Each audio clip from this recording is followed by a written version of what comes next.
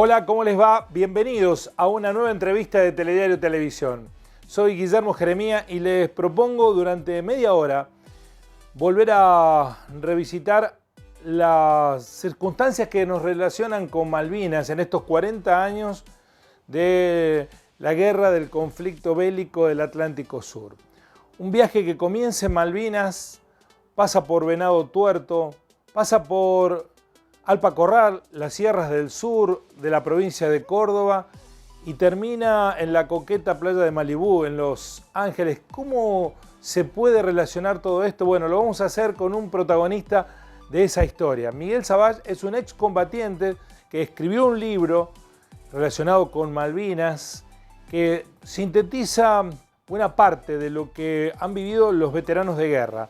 Voy a saludar a Miguel, un gusto, un placer de poder charlar contigo, Miguel, y de que nos cuentes tu historia, que es tan rica que uno no sabe por dónde abordarla. ¿Cómo va? Hola Guillermo, el placer es mío, es un gusto charlar contigo. Bueno, excombatiente de Malvinas, ¿con qué edad? ¿A qué edad fuiste a Malvinas? ¿Qué edad tenías? ¿Estabas haciendo el servicio militar?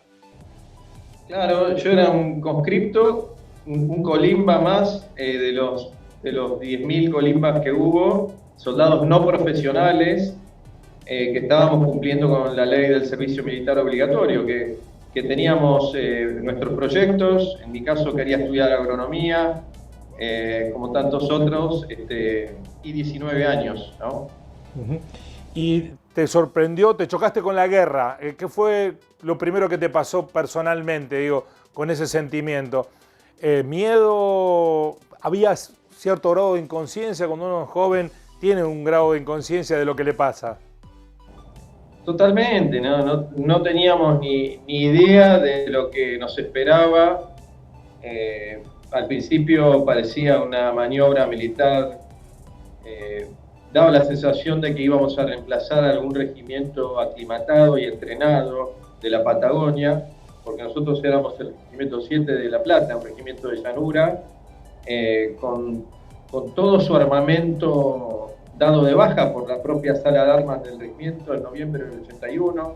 Es decir, era muy poco probable que fuéramos protagonistas de nada. Se sentía como una maniobra de reemplazo y que íbamos incluso a quedar en la Patagonia. ¿Y en dónde terminaste? Miguel? Y terminamos junto al 7 de La Plata, en Monte Longdon y Wilder Ridge, que son los escenarios donde se desarrollaron los combates más sangrientos, donde más ingleses y argentinos perdieron la vida y fueron heridos, ¿no? ¿Y cómo te salvaste de esa? Milagrosamente. Fue milagroso como me salvé. Vi a muchos de mis compañeros morir, mi compañero de pozo cordobés, herido en cadera e intestino. Fue tremendo. Fue como una especie de, yo siempre digo, como una especie de experimento de resistencia humana lo que vivimos ahí. ¿Con plena conciencia de lo que estaba pasando? ¿En qué momento empezaste a tener conciencia de que, bueno, te iba la vida ahí? Mirá, era muy difícil porque los militares nos decían en todo momento que no iban a venir los ingleses y que se iba a negociar. Pero ya a la semana empezó a faltar comida en forma grave, digamos. Terminamos estando 2 meses a caldo líquido y mate cocido, nunca nada sólido, ni pan ni galletas. Entonces ahí es donde nos damos cuenta que teníamos un grave problema, ¿no? Que terminaron siendo 3: la logística, el clima antártico y bueno, después al final del túnel venían los ingleses, que eran tremendos, ¿no? Eran como un equipo de rugby con ametralladora, 3 de paracaidistas. Qué buena descripción es eso. Y las 3 cosas fallaron, digamos, el clima absolutamente hostil, la logística muy improvisada. ¿Y con los ingleses cómo fue el encuentro? Los ingleses nos bombardearon durante un mes desde los barcos y con ataques aéreos, pero el combate final fue por sorpresa la noche del 11 al 12 de junio, donde nos agarran durmiendo a la compañía B, que estaba en la cima, y fue un combate cuerpo a cuerpo que terminó a bayoneta incluso. Nosotros estábamos con un mortero apoyándolos, pero fue tremendo. Todavía al día de hoy me resulta perturbador recordar escenas de ese momento. El combate duró toda la noche y al día siguiente quedamos atrapados en un pozo con 2 amigos muertos y otro herido. 8 horas donde nos tiraron con toda una batería de artillería contra retroceso, con todos los morteros del 3 de paracaidistas y hasta un barco, el Avenger, que tenía nuestras coordenadas y también nos tiró. Yo rezaba el rosario desesperado y me vi que me iba directamente, ¿viste? Uno cuando se va piensa en su vieja, en su abuela, ese tipo de experiencias.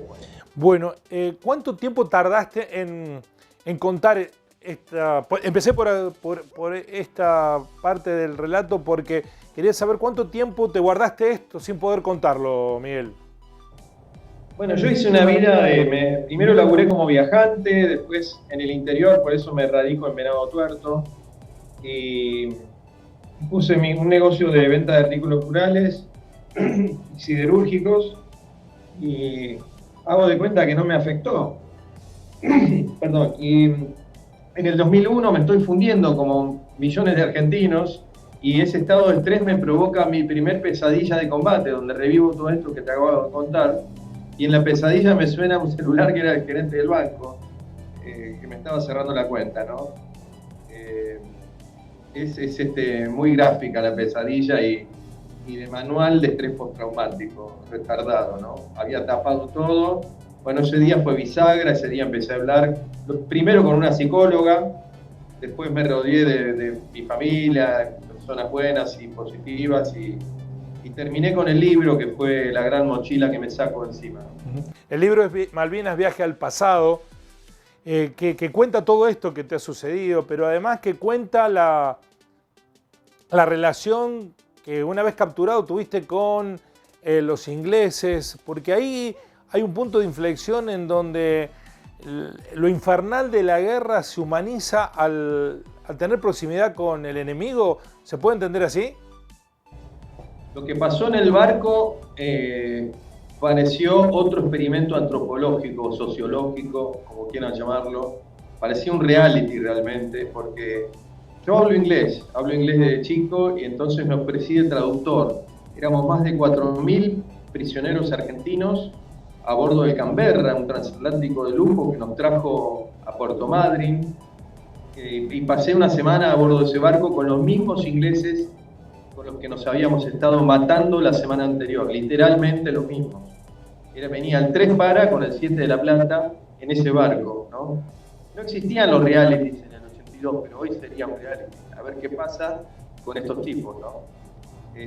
Me imagino un grupo de científicos experimentando con nosotros, habiéndonos puesto a prueba ese clima antártico, a esa falta de comida, a la crueldad por parte de algunos de nuestros jefes, y después el combate final con nuestros paracaidistas. ¿Viste Band of Brothers, la serie de HBO? Sí, sí. Bueno, con esos tipos peleamos nosotros. Sí, sí. Y nosotros parecíamos prisioneros de Auschwitz, ya en junio del 82. En mi caso había perdido 22 kilos y tuve compañeros que murieron, uno que murió por exposición. La cuestión es que estamos en el barco y yo cuando veo que están los mismos tipos, pensé, bueno, acá va a ser muy tenso, porque ellos habían matado a nuestros amigos y nosotros a los de ellos. Pero me sorprendo de ver en los pasillos del barco a 2 o 3 de mis amigos charlando con 2 o 3 ingleses, con muchísimo respeto mutuo y con una enorme curiosidad. Se preguntaban los unos a los otros cómo había sido el otro lado. Y ahí es donde yo obtengo la principal lección de todo esto, que es que las guerras son anónimas, que cuando uno le pone cara al enemigo, el concepto del enemigo se cae a pedazos. Terminamos hablando, repito, con mucho respeto mutuo, porque los dos bandos sabíamos por lo que habíamos pasado, casi con admiración mutua nos estábamos hablando. hablábamos además de fútbol y de música y las charlas que pibes de 20 años pueden tener, ¿no? Ustedes tenían 20 y sus captores, ¿cuánto? 30. No, tenían la misma edad que nosotros. Lo que pasa es que ellos, incluso hay un muerto inglés que tenía 17. Lo que pasa es que ellos tenían 6 años de escuela militar, ¿no? Y nosotros teníamos un año de colimba donde habíamos aprendido a tomar mate y a barrer y limpiar baños, nada más. Nada más. Bueno, esa es una diferencia sustancial. Y a partir de ese contacto, ¿te cambia la visión de la guerra? Después esto lo oralizás tras la crisis psicológica que tuviste, pero ¿te cambia el concepto de la guerra o seguís pensando lo mismo? No, el concepto de la guerra se me clarifica en el Canberra a mí. Yo entiendo, y juntos, ingleses y argentinos, terminamos intercambiándonos uniformes y charlando respetuosamente y dándonos cuenta de que más allá del reclamo justo, del geopolítico que corresponde lógicamente a la Argentina, habíamos sido utilizados, ¿no?, por una dictadura que estaba repleta de soldados profesionales y había usado civiles para la acción de la guerra, para lo que están creadas, ¿no?, las Fuerzas Armadas. Habían usado el 70% de civiles. Los ingleses no lo podían creer y sentían cierta compasión hacia nosotros y admiración también por cómo nos habíamos quedado a combatir, ¿no? Ellos reconocen eso, ¿no? Reconocían la figura del colimba argentino con mucho respeto. Claro, esto no se percibe o en el relato histórico no está tan subrayado, ¿no? Que el 70% de quienes fueron a la guerra no eran militares, eran civiles obligados a hacer un servicio militar, que es otra cosa. Claro, y paradójicamente, repito, en dictadura, donde había militares de carrera para hacer dulce en Argentina, si la operación hubiera sido planificada seriamente, se tendrían que haber conformado compañías con oficiales y suboficiales de todas las Fuerzas Armadas y no mandar pibes que son estudiantes, algunos que eran médicos recibidos, otros que eran albañiles. Es decir, fue totalmente improvisado. Lo sabemos ahora con la desclasificación del informe Rattenbach, que es un informe que había ordenado Miñón, el último dictador. El informe termina siendo lapidario y termina demostrando sin ninguna objeción que toda la operación fue improvisada y mal hecha y por 15 días, y hasta da como conclusión, recomienda reclusión perpetua y hasta pena de muerte para Galtieri y al almirante Anaya. El informe ese fue escondido después como material clasificado, se desclasificó en 2012. Hoy toda la sociedad puede acceder a él y saber realmente cómo fue. Lo cual hace la participación de nosotros, los soldados conscriptos, la hace hasta más heroica todavía, ¿no? Porque teníamos todo en contra. No había posibilidades, viniendo los ingleses, que eso terminara bien, digamos. Apostaron a ir y que no vinieran los ingleses, un absurdo geopolítico, y no haber ni siquiera leído los libros de historia de quiénes han sido los ingleses a la hora de conquistar o defender sus conquistas, ¿no?, a lo largo de la humanidad. Tal cual, una ignorancia supina, pero aún así los ingleses se sorprendieron porque se encontraron con los pilotos heroicos de la Fuerza Aérea y de la Armada Argentina, que les sirvieron cualquier cantidad de naves, y con el heroísmo de muchos colimbas y algunos suboficiales que la verdad estuvieron por arriba de las expectativas que cualquiera podía haber tenido, de ingleses y argentinos, ¿no? Miguel, prometimos que esta historia iba a transitar por varios lugares que son impensados. Ya hablamos de La Plata, donde estaba la unidad militar, donde estabas destinado. Fuimos hasta Malvinas, pasamos por el Venado Tuerto, donde vivís. Lo conectamos con Alpacorral, en el sur de la provincia de Córdoba, un lugar que elegís como visita constante porque te da descanso mental. ¿Qué genera las sierras del sur en vos? Mira, yo en Alpacorral tengo un amigo que siempre me presta una cabaña allí y me conecto con mi esencia. Yo ahí, la verdad que la vida en el río, nadar en los piletones con visor, el agua cristalina, caminar por las sierras, me da una paz que en pocos lugares se puede obtener, ¿no? Y Córdoba es una provincia que no alcanzaría una vida para recorrer todos esos rinconcitos. Es hermosa de punta a punta, pero ¿y cómo termina la historia o el recorrido este que le proponemos en Malibú, en California, en los Estados Unidos? ¿Cómo la guerra te conecta con ese lugar de cine, básicamente, de ficción? El inglés que me iba llevando por el barco, para el cual yo traducía, dando los horarios de las comidas a mis compañeros, atendiendo a los heridos, incluso traduciendo en quirófano operaciones, se llamaba Mark Burnett. Y Burnett es mi apellido materno. Mi vieja se llamaba Jean Burnett, es un apellido escocés. Y mi vieja y mi abuela de chico me hablaban en inglés, eran descendientes de escoceses que habían conservado el idioma, por eso yo lo hablaba también y traduje, ¿no? Y bueno, más allá de todo el trabajo que fue, porque fue como estar en una guardia médica esa semana, dormía de ratitos, éramos, repito, más de 4.000 prisioneros argentinos, en su mayoría colimbas con graves problemas de desnutrición y heridas. Imagínate, después de 2 meses con temperaturas de 20 bajo cero, y mala nutrición, había de todo para atender, e incluso la prensa británica que no salía de su asombro de encontrar un interlocutor en el barco, ¿no? Y juntos con él charlábamos acerca de lo inmoral de la guerra y que él me decía que iba a dejar el ejército apenas volviera, a raíz de ese encuentro conmigo y con mis compañeros. La cuestión es que cuando llegamos a Puerto Madryn nos despedimos y me regaló 2 naranjas como símbolo de amistad. Nunca más lo vi porque no pudo darme su teléfono porque había recibido órdenes. Pero muchos años después, a través de una entrevista en la televisión de Canadá, pude dar con él.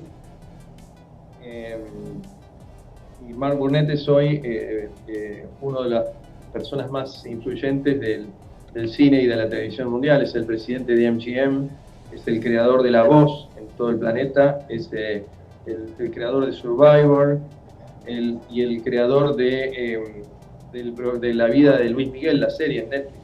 Bueno, es una inminencia de la industria cinematográfica, televisiva. ¿Es el mismo que compartía con vos sus horas en el Canberra? Sí, y nos hicimos bastante compinches porque juntos entendimos la estupidez y la inmoralidad de la guerra y juntos trabajamos para ordenar ese caos, ¿no? Y juntos reflexionamos muy profundamente acerca de lo que había sido. ¿Y cuándo se produjo el encuentro? ¿Cuándo volvieron a verse? En 2015 viajé con mi señora, que ella es periodista de tecnología y tenía un viaje a Las Vegas y me dice, ¿por qué no le escribís? Bueno, terminamos en Malibu, en California, en su casa, con toda su familia. Yo me levanté temprano, era mi primer viaje a Estados Unidos, nunca había ido. Me levanté temprano y compré 2 naranjas en un supermercado por ahí cerca. Y llevé unas fotos de mis regresos a las islas para mostrarle el lugar, porque habíamos estado, repito, en Montelón con los 2. Y llevé unos rosarios y algo de música, y bueno, estaba su esposa, estaba su mamá y los hijos. Imagínate lo que era esa propiedad, ¿no? Con vista al Pacífico, algo majestuoso. Y bueno, nos recibieron a corazón abierto, al principio un poco tenso, pero cuando saqué las naranjas, ahí empezó a hablarle a su familia, muy emocionado, contándoles quién era yo y qué significaban esas 2 naranjas, ¿no? ¿Y qué implicó ese momento? Digo, porque da la sensación también que el ser humano necesita cerrar parte de las historias dolorosas. ¿Eso significó un cierre para vos? ¿Lo hablaron con Burnett? Sí, para los 2 significó un cierre muy importante y la confirmación de que de que lo que habíamos hablado en el 82 a bordo de ese barco tenía la vigencia perfecta, tenía vigencia total y que bueno, fue un encuentro, la verdad, que si lo pones en una ficción la supera, porque, Tal cual. porque además mi apellido materno es ese, ¿no? Y viene la mamá que vivía en esa época, tenía 85, año 2015, y me dice, yo soy Jean Burnett, el mismo nombre que mi vieja. Bueno, ahí, viste, no sabíamos si llorar, si reírnos, nos sacamos fotos juntos, fue un momento... yo nunca estuve en mi vida 4 horas al borde del llanto, de la emoción, como de esta manera, la verdad que fue muy conmovedor. ¿Y han seguido teniendo contacto, Miguel? Sí, yo no lo quiero hinchar mucho, viste, porque es una persona muy, muy ocupada. Lo último que hizo es la vida de Luis Miguel, viste. Sí, no para de hacer éxito, por otra parte, pero bueno, tal vez tenga ahí en la historia de ustedes dos algo para contar que se transforme en un éxito. Que puede ser, es una persona muy reservada, no sé si va a querer hacer su vida, pero la verdad que es una historia para contar. Sí, supera a cualquier guión que alguien pueda imaginar posible, ¿no? Porque yo supongo que entrelazar tantas cosas en medio de una guerra y sobre todo pensando en las consecuencias que tuvo esa guerra para tantas personas, no es lo normal, es lo excepcional. No, la verdad que yo de hecho la anécdota, viste que yo doy conferencias, ¿no? Doy charlas motivacionales y me invitan de empresas y distintos lugares y lo hago con mucho cariño, compartiendo los aprendizajes que me dejó, más allá que del hecho histórico, ¿no? Que de por sí es desconocidísimo en sus detalles. Yo me quedo con lo positivo. Y vos sabés que antes de 2015, antes de este encuentro, yo contaba esta historia, pero no tenía la foto con él, con las naranjas. Y uno la contaba y vos veías las caras de la gente como diciendo, esto debe ser verso. ¿Qué me estás diciendo? ¿Qué me estás diciendo? ¿Viste? No puede ser. 40 años pasaron de la guerra, para ir cerrando, Miguel. La verdad que es una historia que además está alimentada por otras historias que has relatado en el libro. Tus regresos a Malvinas, devolver algo que te llevaste, un pullover que te habían prestado, una historia que ha sido relatada y contada en algún informe en televisión, creo haberla visto. ¿Siempre estás queriendo volver a Malvinas? No tanto, ya volví 3 veces, ¿sabes? Uh-huh. Y cuando devolví el pullover, que era un pullover que yo me había robado, entre comillas, en una patrulla, había sentido la necesidad de, cuando revisé esa estancia, sentí mucha paz cuando me lo puse y como una protección dentro de esa casa, y me prometí que algún día iba a volver, ¿no? Y pude dar con la hija, llegué a la estancia y le devolví a la hija el pullover de su papá, que ya había fallecido, y bueno, lloramos juntos, tomamos unos mates, unos scones, y uno va cerrando los círculos, ¿no? No sé si volvería, tendría que ser por algún motivo, pero es como que ya lo tengo medio cerrado. Miguel, para aquellos que quieran profundizar en tu historia, pueden acceder bueno, en las redes sociales te encuentran, pero hay una página web particular en donde están todos estos relatos. Podemos recordarla. Sí, es la palabra viaje y la palabra Malvinas, todo junto, .com.ar. Ahí está el libro, está lo de las charlas y toda la información con notas, etc. Miguel, agradezco mucho esta posibilidad de tomar contacto con la historia y también de saber que estás conectado con la región que habitamos y que tanto queremos y a la que ojalá vengas también a dar esas charlas porque son muy ilustrativas. ¿Cuál sería tu reflexión final para esta entrevista respecto a estos 40 años que pasaron de la Guerra de Malvinas? ¿Qué querés decir? Mirá, lo pensaba en este último verano que estuve en Alpacorral mirando los cantos rodados del río, ¿viste? Las piedras perfectas que después de años de choque y roce terminan en universos minerales únicos y bellos, ¿no? Irrepetibles, pero que originariamente eran angulosas, incisivas, y que los humanos somos así, somos como cantos rodados, nos golpeamos, nos raspamos en el cauce de la vida, pero al pasar el tiempo nos vemos más tolerantes, más compasivos, más nos vemos mejorados, ¿no? Por el sufrimiento. Creo que los humanos somos así, somos como cantos rodados, y el sufrimiento siempre nos deja un aprendizaje. El tema es saber verlo a eso, ¿no? Hay mucha gente que sufre y no aprende, digamos, sigue victimizándose o echando culpas.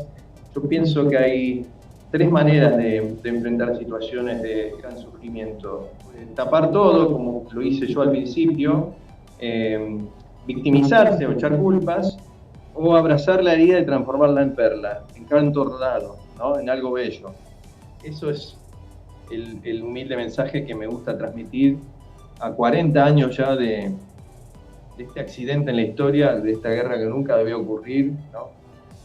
Que fue Malvinas, lo que dejó tanta tristeza en los que participamos, los compañeros que se quitaron la vida.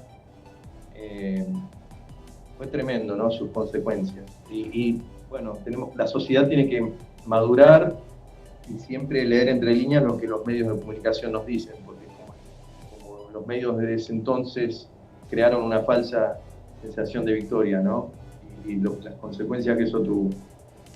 Miguel, es este punto en el que odio la virtualidad porque me da muchas ganas de darte un abrazo apretado y agradecerte esta media hora que ha sido de lo mejor que he hecho en mis 30 años de periodismo. Gracias a tu historia. Muy amable y hasta la próxima. Bueno, Guillermo, muy agradecido y me encantó charlar con vos. Un abrazo grande. Gracias. Miguel Savage, Burnett, su segundo apellido. Una historia, esas que yo soy poco afecto a aplicar el término increíble, porque a mí me parece que se ha evaluado ese término y hay cosas que son creíbles que las calificamos como tal. Pero esta historia es difícil de aprender, de hacerla propia, si es que no la cuenta en primera persona como lo ha hecho el propio Miguel. Debiera ser una lección de vida y de muerte, lamentablemente, porque también contó historias de muerte de estos 40 años que han pasado de la guerra. Ojalá que la hayan disfrutado y padecido en ambos sentidos, igualmente que nosotros. Nos encontramos en una próxima entrevista por Telediario Televisión. Gracias por estar ahí.